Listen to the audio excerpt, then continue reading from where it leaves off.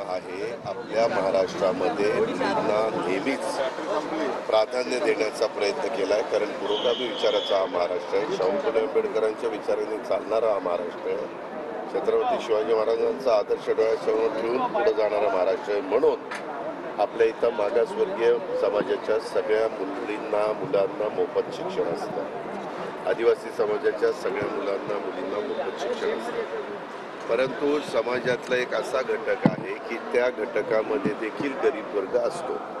मग त्या मुलींना त्यांच्या आईवडिलांचं आर्थिक उत्पन्न हे कमी असल्यामुळं त्या मुलींना जिकडं जायचंय तिकडं जाता येत नाही. समजा मेडिकल किंवा कुठल्याही शिक्षणाच्या बद्दल आता आम्ही निर्णय घेतला की याला काही हजार कोटी रुपये लागणार आहेत.